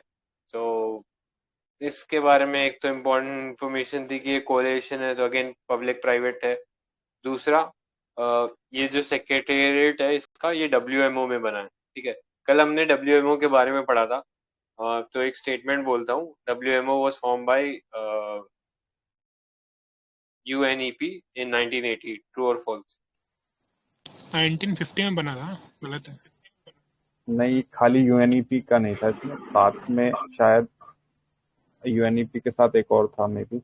नहीं, यूएनईपी से पहले बना था ये तो यार। गलत, वो IPCC था। UNEP और WMO मिलके बनाते हैं IPCC। एक तो IMD करके ओल्ड ऑर्गेनाइजेशन थी, उसी को नेम चेंज बाद में इवॉल्व होके ये WMD बनी थी। करेक्ट, IMO करके थी, बाद में उसका नाम चेंज होकर WMO हो गया था। नवीन ने टाइम सही बताया, उसका 1950 था। और पुरानी वाली जो थी वो IMO, वो 18 समथिंग की थी ना, 1994 आई गेस। Correct correct, 1873। हाँ वो बहुत पुरानी थी। बहुत उसकी पुरानी जगह थी। हाँ, ये WMO बना तो ये 1950 में बना था। और यह कोई यूनेप वुनेप का हाथ नहीं था, यूनेप तो खुद ही 1972 में बना था, ठीक है। तो ये था। तो इसके अंदर बेसिकली हम क्या कर रहे थे फोकस, कि scientific organisation, private sector, UN organisation, government, civil societies, सब वर्क करेंगे towards taking sustainable action for integrated water and climate agenda, ठीक है। क्लाइमेट और वाटर को एक साथ लिंक करके आप देखोगे, ठीक है। तो उसके रिगार्डिंग था, और कुछ इम्पोर्टेंट नहीं था इसमें। नेक्स्ट, कॉटन 2040 इनिशिएटिव था। तो ये फिर से एक बकवासा इनिशिएटिव था। इसमें ये बोल रखा था कि कॉटन में जो इतनी खेती हो रही है across the world, it is highly vulnerable to climate change. Climate change में क्या होगा, टेम्परेचर इंक्रीज होगा, रेनफॉल पैटर्न चेंज हो जाएंगे, एक्सट्रीम वेदर इवेंट्स होंगे, जिसकी वजह से क्रॉप फेलियर हो जाएगा। ये COP 2540 जो है, is an initiative by forum for the future, an NGO, ठीक है। तो उसने ये बनाया है और कॉटन को इंडस्ट्रीज के जो इंटरेस्ट है उसको रिप्रेजेंट करेगा वीज वी क्लाइमेट चेंज, ठीक है। तो इतना ही था। नेक्स्ट चलते हैं, अर्थ शॉर्ट प्राइस 2021। सो अर्थ शॉर्ट प्राइस ये अभी न्यूज में इसलिए है क्योंकि इंडियन का एक एग्री बेस्ड रिसाइकलिंग प्रोजेक्ट है, उसको ये प्रिंस विलियम अर्थ शॉर्ट प्राइज मिला है, ठीक है। तो ये प्रिंस विलियम रॉयल फाउंडेशन जो है एक चैरिटी है, Duke and duchess of Cambridge and historian और आई थिंक एनवायरमेंटलिस्ट भी है सर डेविड एटनबर्ग। तो वो फाइनलाइज करेंगे बिटवीन 21 to 30 2021 एंड 2030 के बीच के टाइम पीरियड में ये फाइनलाइज करेंगे for developing solutions to fight climate crisis, ठीक है। तो उसमें से इंडिया का जो एक प्रोजेक्ट था उसको ये प्राइज मिलने वाला है। सो यही था। इसमें गोल्स देख लो, restoration, protection of nature, air cleanliness, ocean revival, waste water living, waste free living, climate action. तो इतना मेरे को इम्पोर्टेंट नहीं लगा, बस ये याद रख लेना कि अर्थ शॉर्ट प्राइज है वो किस लिए दिया जा रहा था। तो अगर आप कोई ऐसा सोल्यूशन डेवलप करो जिससे क्लाइमेट क्राइसिस में मिटिगेट करने में हेल्प मिलेगी तो उसके लिए दिया जाएगा, ठीक है। तो ये था Earthshot prize. Next, Prime Minister's Council on Climate Change, PM triple C.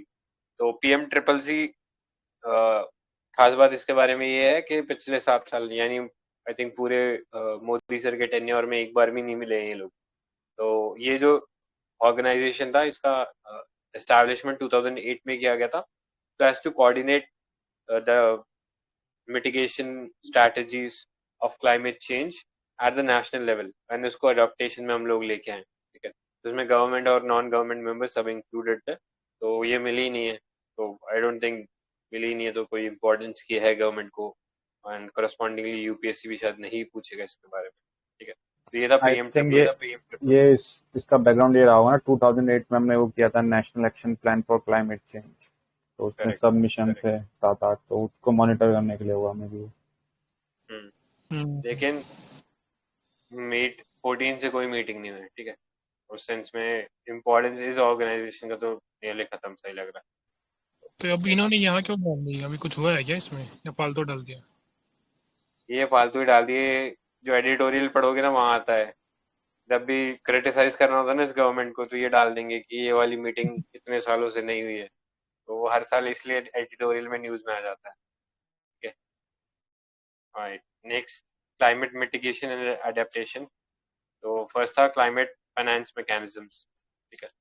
तो अभी इंडिया जब COP26 में गया तो उसने ये चीज स्ट्रेट अप अपना एक इम्पॉर्टेंट डिमांड रखा कि उसको अपने एफर्ट्स के मतलब एडेप्टेशन एफर्ट्स जो है जो उसने प्लान कर रखा है उसको इम्प्लीमेंट करने के लिए $1 ट्रिलियन चाहिए, ठीक है, ओवर द नेक्स्ट डिकेड।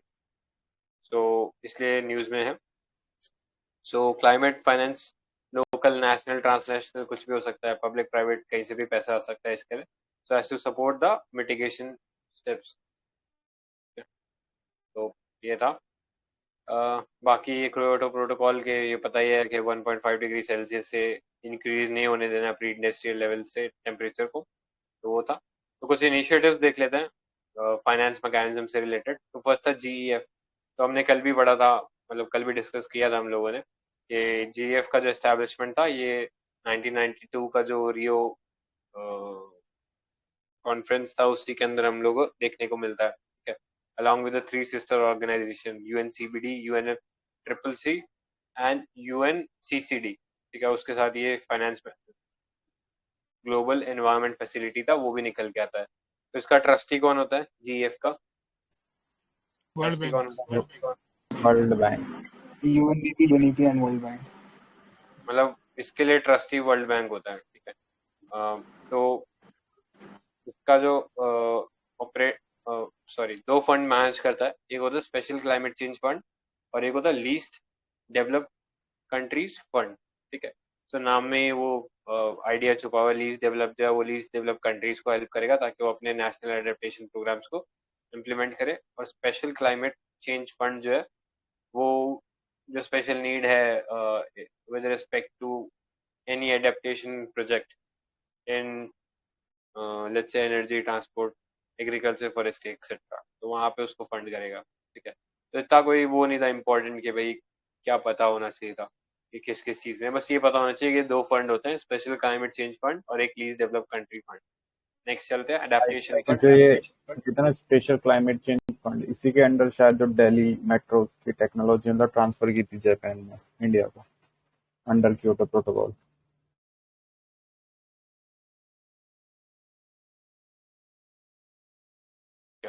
तो सही बोला, आई गेस शायद था।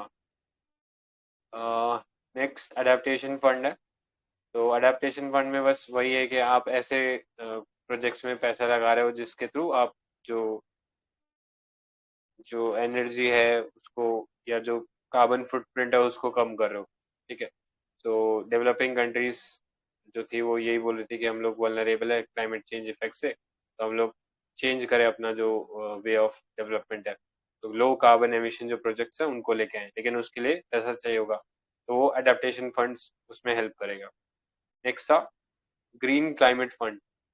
तो ग्रीन क्लाइमेट फंड जो था ये COP 16 में एस्टेब्लिश हुआ था इन 2010, एंड इसमें डेवलप कंट्रीज ने ये प्लेज किया था कि हम हर साल $100 बिलियन जो है पर ईयर लेके आएंगे बाय 2020, लेकिन अभी तक इसमें ऐसा कुछ हो नहीं पाया, ठीक है।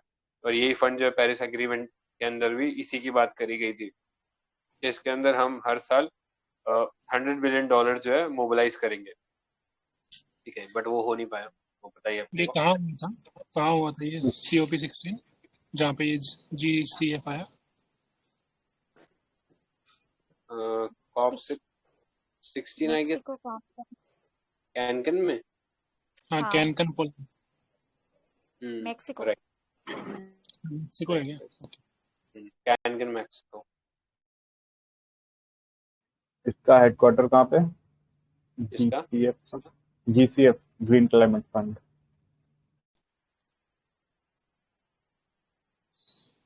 Incheon south Korea. राइट, और बाकी दोनों के जो अडेप्टेशन फंड था और ये ग्लोबल एनवायरनमेंट फैसिलिटी।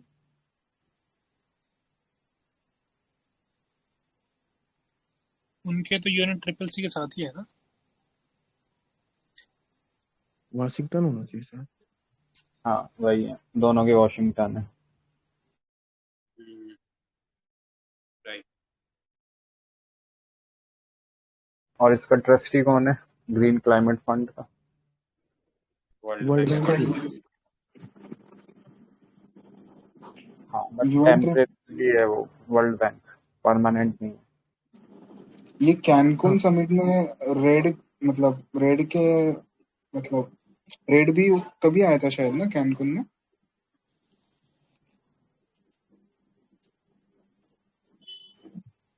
अच्छा, रेड पहले आया है 2007 में समथिंग में। ठीक है, मैं कंफर्म करता हूँ 2008 में आया था ना वो तो। एक मिनट। ठीक है, एक बार देख के बताना प्रसाद। नेक्स्ट फंड्स देख लेते हैं। UN backed international climate fund, तो CTF था, क्लीन टेक्नोलॉजी फंड, ठीक है। तो नाम से ही पता लग रहा है कि डेवलपिंग कंट्रीज में जो क्लीन लो कार्बन टेक्नोलॉजी है उसको हेल्प करेगा। Next Climate Investment Fund, so again accelerate करेगा transformation in clean technology, green energy access, climate resilience, sustainable forest, ठीक है। तो ये आ गया UN रेड, तो reducing emission from deforestation and forest degradation। तो ये बताना इंडिया पार्ट था क्या UN रेड का? रेड का नहीं, रेड प्लस का है। करेक्ट। तो ये चीज इंपॉर्टेंट है, ये याद रखना, रेड प्लस का पार्ट है, रेड का नहीं था, ठीक है। एंड दोनों में डिफरेंस क्या है रेड और रेड प्लस में? प्लस वाले में प्लस में आपको पैसे इंसेंटिव मिलेंगे ना, मतलब पैसे वैसे मिलेंगे, आप जितना वो कम करोगे ना, पॉवर्टी वगैरह कम हो जाएगा, कुछ ऐसा है। अच्छा, राइट। और कोई डिफरेंस था क्या? Red I think UNEP UNDP and FAO से आया था, एंड इस red plus I think UNFCCC के अंडर आता है। Red plus. Right, correct correct. तो वो देख लेना, ऑर्गेनाइजेशन का एक तो डिफरेंट था, दूसरा मॉनेटरी जो अलाउंसेस थे वो भी थोड़ा डिफरेंट था, ठीक है। रेड प्लस में पैसे मिल रहे थे एंड रेड में ऐसा कुछ नहीं था, ठीक है। और रेड में वो सिर्फ डिफॉरेस्टेशन था आई थिंक, और रेड प्लस में कुछ बाकी की भी चीज़ें थी, कंजर्वेशन वगैरह, सस्टेनेबल डेवलपमेंट, ऐसा कुछ। राइट, ठीक है, तो नेक्स्ट पे चलते हैं। Net zero asset owner alliance, तो इट हैज 29 मेंबर्स का ये ग्रुप है, जिसमें पेंशन फंड, इंश्योरेंस कंपनी सब इन्वॉल्व है। तो इनका आइडिया ये है कि अपने पोर्टफोलियो को अलाइन करें with net zero Paris targets. ठीक है, तो ये था। नेक्स्ट अदर इंटरनेशनल फंड की बात करें तो एडीबी का एक फंड है, क्लाइमेट चेंज फंड, CCF।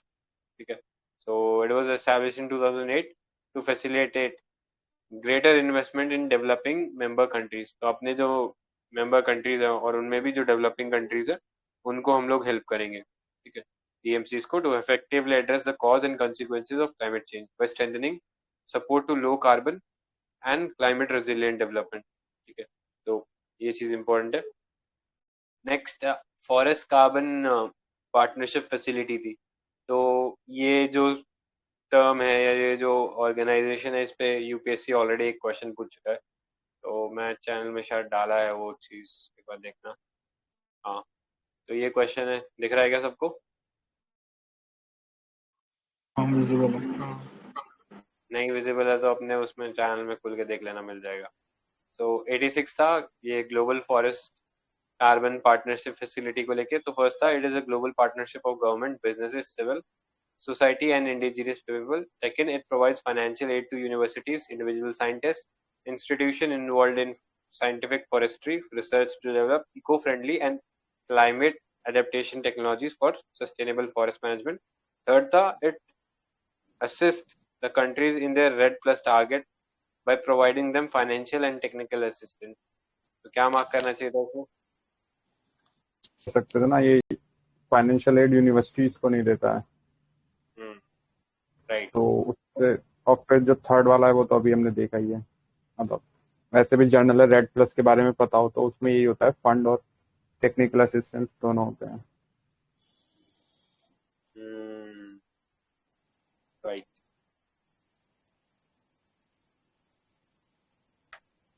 मेरे नोट्स किसने शेयर कर दिए? ये देख लो। मैंने यहाँ किए। पे वो रेड और रेड प्लस का वो है। हाँ, ओनली यूएन, और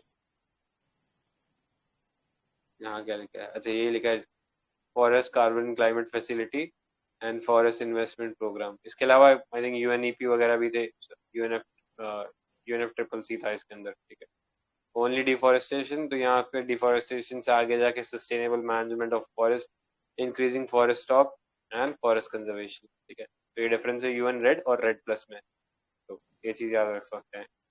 नेक्स्ट, तो ये पता ही लग गया होगा अब तक तो क्या था। ठीक है, नेक्स्ट चलते हैं। Other national and local sources of raising finance, तो इंडिया के अंदर एक नेशनल एडेप्टेशन फंड है फॉर क्लाइमेट चेंज, तो सेंट्रल सेक्टर स्कीम है, which is setup in the year 2015 and 16 to support concrete adaptation activities. Next, carbon pricing instrument. So these include a carbon market approach. बस इतना ही है, carbon market approach रखना है, जैसा वो carbon credit था ना क्योटो प्रोटोकॉल में, वैसा ही सेम अप्रोच है। अच्छा, नेशनल अडेप्टेशन फंड है जो सीसी वाला, इसको कौन डील करता है, मतलब कौन सा इंस्टीट्यूट है? नाबार्ड करता है शायद। राइट, तो वो चीज याद रखना, नाबार्ड जो है वो डील कर रहा है इसको। ऑलराइट, एक और है ऐसा, नेशनल क्लीन एनर्जी फंड, वो कौन करता है? वो तो मिनिस्ट्री के पास ही है ना, वो तो उससे वो आता है ना, मतलब हम जो सेस वगैरह लगाते हैं, सरचार्ज वगैरह, कुछ ऐसा है ना? हाँ, वो मिनिस्ट्री ऑफ फाइनेंस के अंदर आता है। मतलब हम क्लीन एनर्जी सेस देते हैं ना, तो वो इसमें जाता है पैसा, एंड मिनिस्ट्री ऑफ फाइनेंस फिर इसे डिसबर्स करता है। एंड ये हमने अभी देखा, national adaptation fund for climate change, that's under NABARD. Right, कुछ और कॉन्सेप्ट्स इसमें देख लो, लाइक कार्बन इंटेंसिटी। तो कार्बन इंटेंसिटी क्या होता है, carbon dioxide emission per unit of GDP, ठीक है। तो ये देख लेना, कार्बन डाइऑक्साइड एमिशन और डिवाइडेड बाय जीडीपी कर दोगे तो कार्बन इंटेंसिटी आ जाएगा आपके पास। नेक्स्ट माइक्रो क्लाइमेट चेंजेस, तो इसमें ये था कि माइक्रो क्लाइमेट चेंजेस की वजह से कैसे साइक्लोन वगैरह में इंटेंसिटी में राइज हो रहा है, ठीक है। तो वो सब था कि ये छोटे छोटे इश्यूज की वजह से कैसे जो पूरा क्लाइमेट होता है वो चेंज होता है, ठीक है। तो council of energy and environment and water, इसने ये रिपोर्ट निकाली। कुछ खास मेरे को लगा नहीं इसके अंदर पूछने लायक, तो बस ये था कि माइक्रो क्लाइमेट से लिंक कर रहे थे क्लाइमेट चेंज को। Alright, next net zero carbon targets, तो ये तो अभी न्यूज़ में ही है, तो कई बार हमने डिस्कस कर लिया कि नेट जीरो क्या होता है, इसको नहीं डिस्कस करेंगे। नेक्स्ट पे चलते हैं, काराकोरम एनोमली। तो ये बता सकते हैं कोई काराकोरम एनोमली क्या होता है, व्हाट इज इट?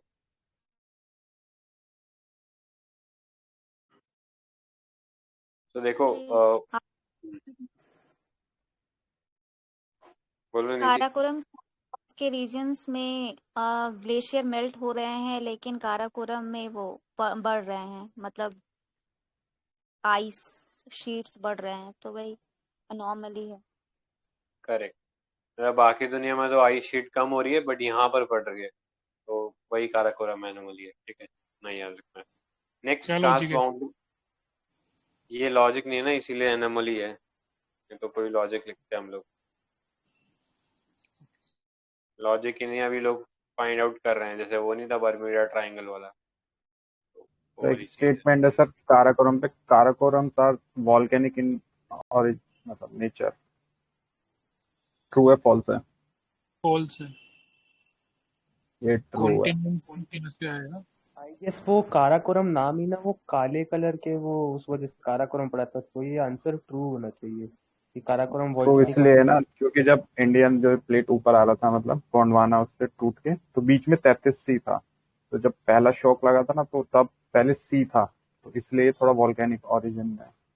उसके बाद जो बाकी ग्रेटर, मिडल और शिवालिक है, वो मतलब उसमें नहीं है, वॉल्केनिक ओरिजिन नहीं है उनका। हाँ, बट वैसे अगर वो तो ठीक है सर, आपका लॉजिक 33C वाला, लेकिन कॉन्टिनेंट कॉन्टिनेंट होगा तो वहां तो फिर वोल्केनो होने के कम चांस रहेंगे ना, ऐसा होता है ना कुछ हाँ तो सर वही तो मैंने बताया ना एक्सप्लेनेशन में कि काराकोरम फर्स्ट जब एक बार नहीं हुआ ना स्ट्राइक, 4 बार स्ट्राइक हुआ ना टोटल, तो फर्स्ट स्ट्राइक जब था जब 33C था बीच में, तो पहले कॉन्टिनेंटल और वो हो गया, मतलब ओशियनिक। अच्छा देन बाद में जब ग्रेटर हिमालयास बना तब कॉन्टिनेंट कॉन्टिनेंट था, तो तब वो नहीं बनेगा वोल्केनो। तो पहले हाँ बोलो, मतलब चाइना 33C नहीं था, पोजीशन बोलो। यूरोपियन प्लेट थी। अरे मतलब समझाने के लिए लिख रहा हूँ यार ऐसे। तो बस ये देख लेना, ये यूरेशियन प्लेट था और बीच में 33C था, तो ओशनिक प्लेट था, तो ये मूव कर रहा था तो ओशन कॉन्टिनेंट हो गया ना। ओशन कॉन्टिनेंट से हमें पता ही है कि यहाँ पे वेलकोन बनने चाहिए थे, तो इसीलिए वो जो काला काला इग्नियस रॉक का जो फॉर्मेशन होता है वो इसी वजह से होता है कि पहले फेज में यहाँ पे वॉल्केनोज बने थे, फिर जैसे ही ये 33C कंज्यूम हो गया तो फिर जो इंडिया का जो कॉन्टिनेंटल प्लेट है वो इसमें घुस गया था, ठीक है। और घुसने के बाद फिर फोल्ड माउंटेन्स बन गए थे, तो इसीलिए अभी वॉल्केनो नहीं है, लेकिन वो जो वॉल्केनिक रॉक्स थे वो मिलते हैं काराकोरम में, ठीक है। तो ये चीज है। जो अतुल सर कह रहे थे तेथस तेथस, तो आज वो तेथस जियोसिंक्लाइन में एक बहुत बहुत ही ज्यादा फेमस लेक है, कोई नाम बताएगा? उसी तेथस जियोसिंक्लाइन पे ही वो लेक है। बेसिकली जितना मेडिटेरियन सी है ना, वो भी 33C का ही पार्ट है, और प्लस ये जो आपकी सोमरारी और ये सब लेक, ये भी उसी का ही पार्ट है, पेंगोंग सो और ये सोमरारी। यस सर, पेंगोंग सो लेक जो है वो एग्जैक्टली तेथस जियोसिंक्लाइन के उसी पर ही है, मतलब हो सकता है वही हो, मतलब वहाँ उस टाइम पर वो जियोसिंक्लाइन, वो जगह गैप हो, उसी में अभी भी बना हुआ है तेथस जियोसिंक्लाइन। बट मुझे ये नहीं पता था कि मेडिटेरेनियन भी इस तेथस जियोसिंक्लाइन वाले से रिलेटेड है। हाँ ये पूरा मतलब रीजन, अभी ये जब पूरा मतलब अभी देखते हैं ना कि अफ्रीकन प्लेट भी आगे थोड़ा मूव कर रहा है, तो वो भी मतलब फेज आउट हो जाएगा पूरा मेडिटेरियन से। ओके सर, ठीक है। तो ये देख लो ट्रांस बाउंड्री फिश स्टॉक, तो ट्रांसबाउंड्री फिश स्टॉक नाम से पता लग रहा है कि बाउंड्री चेंज कर रहे हैं। तो FAO ने ये क्लासिफिकेशन दिया है, ये इसमें इम्पोर्टेंट है। पहला है ट्रांसबाउंड्री स्टॉक, ये यहाँ पे ये जो फिशेज है ये एक जो एक्सक्लूसिव इकोनॉमिक जोन है उसमें से निकल के जो नेबरिंग एक्सक्लूसिव इकोनॉमिक जोन है उसमें चले गई। ऐसा सोच लो कि इंडिया के EEZ में से निकलकर पाकिस्तान के EEZ के अंदर चला गया। नेक्स्ट स्ट्रैडलिंग स्टॉक, तो ये जो नेबरिंग EEZ है उसको तो विजिट करता है, साथ ही साथ ये एडजेसेंट हाई सीज में भी चला जाता है। तो हमने देखा कि exclusive economic zone 200 nautical miles तक होता है एंड उसके आगे हाई सीज शुरू हो जाते हैं, मतलब जो जहाँ पे किसी कंट्री का कोई जुरिडिक्शन नहीं होता। तो सेम चीज नेबरिंग से क्रॉस करके हाई सीज में चले गए, ठीक है। नेक्स्ट हाईली माइग्रेटरी, तो ये पूरे ओशनिक जो पार्ट है उसमें कवर करते हैं। एंड लास्ट डिस्क्रीट स्टॉक, जो कि केवल हाई सीज में रहता है, ठीक है।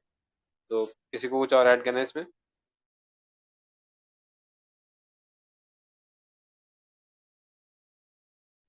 ऑलराइट, तो आई थिंक इतना यार। फिश से रिलेटेड जो मतलब वो रहता है जुरिडिक्शन, जो कोस्टल जितना एरिया होता है वो शायद सेंट्रल गवर्नमेंट के पास होता है ना।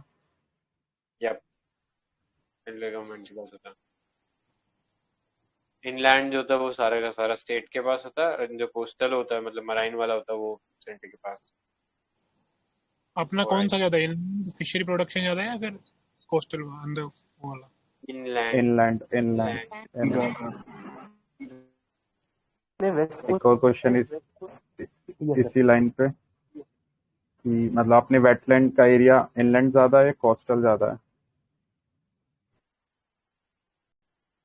Wetland in terms of Ramsar कह रहे हो क्या? हाँ सर, मतलब रामसर नहीं, वेटलैंड्स सिर्फ नॉर्मल वेटलैंड का एरिया। तो इनलैंड वो भी इंग्लैंड होना चाहिए क्योंकि बहुत वाइड। इनलैंड ही है, और ये यूपीएससी का मतलब एक स्टेटमेंट है PYQ का। ओके, की ये तो वेटलैंड में राइस फील्ड्स आते हैं ना? आई थिंक अभी जो रूल्स आए थे उसमें उनको मतलब हटा दिया था, हमें भी जो नए रूल्स आए थे वेटलैंड से रिलेटेड, सॉल्ट पैंस बहुत और इनको मतलब राइस फील्ड्स इनको हटा दिया था, कुछ 2-3 और थे। इरिगेशन का नहीं था, पैडी नहीं था, राइस फील्ड्स नहीं थे, और बाकी फिर फॉरेस्ट एक्ट 1927 और एक दो एक्ट से उनके अंडर जो वेटलैंड्स डिक्लेयर हुए वो सब नहीं आते। सर फिर अतुल सर, जैसे आप बोल रहे हो वो पुराना क्वेश्चन होगा ना, अब जैसे ये नया अमेंडमेंट किया है रूल्स में, तो फिर जैसे पैडी वैडी हटा दिया तो फिर इनलैंड वाला कम हो गया होगा ना रिलेटिवली देखे तो? अरे सर बहुत ज्यादा है, मतलब कंपैरिजन देखना आप, एरिया मतलब काफी ज्यादा है, उसको हटा भी देंगे तब भी काफी ज्यादा है, मतलब डिफरेंट। ओके। चलो अरे ये बता दो दिक्कत ये है, वेटलैंड। हाँ एक सेकंड संजय सर, दिक्कत ये है ना कि जो रामसर का वेटलैंड का डेफिनेशन है वो बहुत ब्रॉड और बहुत ओपन है, और इंडिया वही फॉलो करता है। तो उसमें आर्टिफिशियल लेक्स भी आते हैं, उसमें छोटा सा कोई अगर रिजर्वायर है वो भी आता है एज अ वेटलैंड। तो इनलैंड वैसे प्रोविजन ज्यादा हो सकते हैं ना कोस्टल से, तो वो एंगल से आप सोचो नवीन, शायद कुछ क्लिक हो जाए। इनफैक्ट हम एक डेफिनेशन के हिसाब से। अपर गंगा बैराज को भी पूरा कंसिडर करते हैं एक रिवर के पास। हाँ संजय सर, सॉरी आप कुछ बोल रहे हो। हाँ, वेटलैंड के लिए कोई क्लासिफिकेशन भी है क्या कि किसको वेटलैंड कंसिडर करेंगे? वही रामसर वाला ही है। आई थिंक सर 9 क्राइटेरियाज थे, मतलब उसमें से एक शायद जो मेजर मुझे याद है वो मतलब बर्ड्स का था, अराउंड 20,000 बर्ड्स विजिट करने चाहिए उस एरिया में। वो तो रामसर वाला होता है। इन हाँ, जनरल वेटलैंड की कोई क्लासिफिकेशन है? आई थिंक लो टाइड के टाइम पे 6 मीटर से ज्यादा वो नहीं होना चाहिए, कुछ ऐसा था ना। हाँ करेक्ट। लो जो टाइड लाइन है टाइड लो टाइड लाइन है उसके अंदर हमें नहीं, मतलब 6 मीटर से ज्यादा का डेप्थ नहीं होना चाहिए, इतना याद रखो, ठीक है। सो इसीलिए सी के अंदर या मराइन के आसपास इतना एरिया देखने को नहीं मिलता, जनरली होता है तो वो ज्यादा ही हो जाता है, ठीक है। तो इसलिए इनलैंड में ज्यादा देखने को मिलेगा ये चीज, ठीक है। इस सेंस में भी समझ सकते हो। ऑलराइट, नेक्स्ट चलते हैं। और करेक्ट। एक डाउट था, ये जो 6 मीटर वाला था वो रामसर के अंदर नहीं है ना? दिस इज आर मतलब कंट्री का कुछ रूल्स एंड रेगुलेशन के अंडर है ना ये। शंकर के अकॉर्डिंग है, मतलब इंडिया के अकॉर्डिंग। रामसर का तो कुछ अलग ही सिस्टम है ना। आई थिंक रामसर में भी इसको इंक्लूड करते हैं, प्लस जो 9 और इंडिकेटर्स है वो भी थे। मतलब ऐसा नहीं है कि हर वेटलैंड को आप कंसीडर कर लोगे, उसमें कुछ स्पेशल फीचर्स भी होने चाहिए। तो वो जो 9 क्राइटेरियाज है वो रामसर वाले क्राइटेरियाज आई थिंक इसमें ऐड करके बताने थे। Okay, got it. Alright, next पे चलते हैं। Orca's plant, Orca plant world's largest direct air capture plant. तो अभी ये आइसलैंड के अंदर ये एक प्राइवेट कंपनी है, स्टार्टअप ही है, स्विस, ठीक है। बेस्ड एक स्टार्टअप है जिसने चालू किया है। तो इसके अंदर वो क्या कर रहे हैं, वो डायरेक्टली एटमॉस्फेयर से कार्बन कैप्चर कर रहे हैं और फिर उसको जो अर्थ के डीप के अंदर उसको वाटर के साथ मिक्स करके वहां पे ड्रॉप कर रहे हैं ताकि वो फ्रीज हो जाए हमेशा के लिए, ठीक है। तो इस सेंस में कार्बन सिक्वेस्ट्रेशन का काम कर रहे हैं डायरेक्ट एयर कैप्चर के। तो इसमें एनर्जी जो है वो जियोथर्मल एनर्जी, क्योंकि आइसलैंड में जियोथर्मल एनर्जी काफ़ी अच्छी मात्रा में अवेलेबल है, तो उस सेंस में कोई फॉसिल फ्यूल का भी बर्निंग नहीं हो रहा, ठीक है। तो ये एक्टिविटी उस लिहाज से काफ़ी कार्बन फ्रेंडली है या लो कार्बन एमिटिंग है, ठीक है। तो ये ऑर्का प्लांट थोड़ा सा ध्यान में रखना, और दुनिया का largest direct air capture plant बना है। मतलब ये बनने के बाद हो सकता है और वर्ल्ड में भी बने। तो ये पर year 4000 ton of carbon dioxide suck कर सकता है नॉर्मल एयर से, ठीक है। सो ये इम्पोर्टेंट था। ऑलराइट, नेक्स्ट चलते हैं परमाफ्रॉस्ट थॉ। तो कोई बता सकते हैं what is the definition of permafrost? कुछ 2 साल के लिए कंप्लीटली फ्रोजन चाहिए राइट, एरिया सा। Correct correct. मतलब ऐसा ground that remains below 0 degree Celsius for at least two years, तो उसको हम परमाफ्रॉस्ट कंसीडर करेंगे। तो आईपीसीसी का रिपोर्ट है, ये ग्लोबल वार्मिंग जो गैसेस जो बढ़ रही हैं, सॉरी ग्लोबल वार्मिंग गैसेस जो बढ़ रही है उसकी वजह से जो overall green house gas effect जो हो रहा है उससे टेम्परेचर बढ़ रहा है, और ये जो परमाफ्रॉस्ट था ये थॉ हो रहा है। थॉ का मतलब वो पिघल रहा है। तो पिघलने से क्या हो रहा है कि बहुत सारे जो डेड डिकेइंग ऑर्गेनिजम्स इसके अंदर दबे पड़े थे, अब वो माइक्रोब्स जो है बाहर आ रहे हैं, एंड उनकी वजह से बहुत तरह के एपिडेमिक्स पेंडेमिक्स फैल सकते हैं, ठीक है। तो उस सेंस में एक तो ये कंसर्न है इसके बारे में। दूसरा इसके बारे में बात करें तो अराउंड ग्राउंड जो था उसका भी एक तरीके से लर्चिंग हो रहा है। लर्चिंग मतलब कि वो धस रहा है एक जगह जगह। तो जो भी ऐसे स्ट्रक्चर्स बनाए गए थे मैनमेड, वो भी डिस्ट्रक्शन के कगार पे है, वल्नरेबल हो गए काफी ज्यादा, तो उस सेंस में न्यूज मिला। एंड ये एक चीज याद रखना कि ऑलमोस्ट अर्थ का 15% जो एरिया है इज कवर्ड बाय परमाफ्रॉस्ट, ठीक है, जो कि सिग्निफिकेंट एरिया है। मतलब इंडिया का जो टोटल एरिया है शायद उससे दो तीन तो क्या निकल से 7 गुना हो गया ऑलमोस्ट, ठीक है। तो उतना ज्यादा है ये परमाफ्रॉस्ट। तो वैसा सी सेट टाइप का क्वेश्चन पूछ सकता है कि ओवर 10% है या लेस देन 10% है, तो याद रखना 15% है एरिया परमाफ्रॉस्ट का। एंड अभी रिसेंटली देखा था ना, रशिया के अंदर कोई ऑयल साइट थी, वहां पे लर्च कर गया था पूरा का पूरा स्ट्रक्चर, इसकी वजह से काफी ऑयल स्पिल हो गया था। किसी को वो रिवर का नाम याद है क्या? Russia oil spill. Models, maybe. What? एक बार रिपीट करना रहने सा। Norils. छोड़ा हुआ था हाँ राइट, गूगल पे भी छोड़ा। लॉर्ड वोल्डेमॉर्ट वाली आवाज आ रही है वापस। सॉरी। ठीक है, तो ये वाला याद रखना। एंड ये भी याद रखना कि एक यूनिक फीचर क्या होता है कि बियॉन्ड 67 डिग्री सेल्सियस परमाफ्रॉस्ट जो है वो डिक्लाइन करना चालू कर देता है। तो कई बार अपन सोच लेते हैं कि जितना नॉर्थ में जाएंगे परमाफ्रॉस्ट बढ़ता जाएगा, तो ऐसा नहीं है। परमाफ्रॉस्ट जो लार्जली मिलता है हमें वो 60 डिग्री नॉर्थ से लेके 68 डिग्री नॉर्थ में मिलता है। और अगर हम इससे ऊपर चले जाएंगे तो अगेन परमाफ्रॉस्ट डिक्लाइन होना शुरू हो जाएगा। और ऐसा क्यों होता है? क्योंकि यहाँ पे जो एक्सपोज जो लैंड होता है वो फिर आगे आर्टिक ओशन होता है, ठीक है, आर्टिक ओशन के आसपास रहता है, तो इसलिए परमाफ्रॉस्ट नहीं मिलता वहां पे। तो ये था। बाकी तो हमने देख ही लिया, तो ये देख लेना। आर्टिक काउंसिल भी हमने रिसेंटली देखा, डिस्कस किया था, ठीक है। तो जितने भी आर्टिक सर्कल के अराउंड कंट्रीज हैं, ये सब पार्ट है उसका, आर्टिक काउंसिल का, ठीक है। इंडिया का क्या स्टेटस है? Is India part of it और India as observer status in this organisation? Observer status. Right. India is a part of Antarctic treaty, इसके ऑपोजिट जो है वो है क्या पार्ट? हाँ हाँ है ना उसका ट्रू। उसका पार्ट है अंटार्कटिक का। अच्छा ठीक है, नेक्स्ट पे चलते हैं।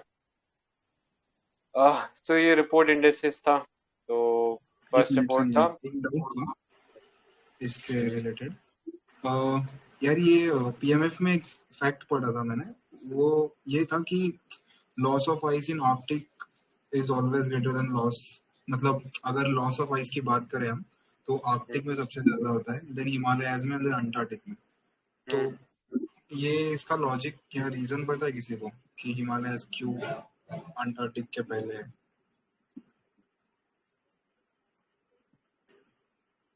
अच्छा आई हाँ ठीक है। आई थिंक अंटार्कटिका में उधर की साइड ना लैंड एरिया थोड़ा कम है, वहाँ पे Correct. मतलब इतना ये क्राउडेड नहीं है। मतलब देखो ना, आर्टिक पूरा एकदम क्राउडेड है लैंड एरिया से, उधर एकदम नहीं है। और प्लस ये थर्ड पोल वाले तो क्लाइमेट चेंज की वजह से थोड़ा मतलब ज्यादा इफेक्ट हो रहा है उधर। अच्छा, मतलब इसी सेंस में बोल रहे हो एंथ्रोपोजेनिक एक्टिविटीज आर्कटिक और हिमालयाज में ज्यादा होते हैं, तो इन दैट सेंस। हाँ उसी सेंस में। अच्छा अच्छा, ओके ओके, तो उसमें सिर्फ स्टेटमेंट था, कोई ये नहीं था, रीजन नहीं था। ठीक है, थैंक यू। हाँ आई गेस हमने मतलब इस क्वेश्चन को शायद कल भी डिस्कस किया था, इसी सेंस में कि ज्यादा तेजी से कौन सा पिघल रहा है। सबसे तेजी से आर्टिक पिघल रहा है और उसके बाद अंटार्कटिक का, हमने कल ऐसे डिस्कस किया था इसको, ठीक है। करेक्ट, और दोनों के बीच में हिमालयाज। हाँ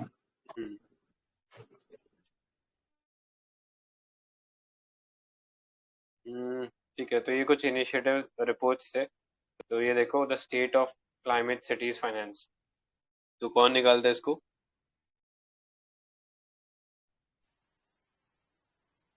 वर्ल्ड बैंक है।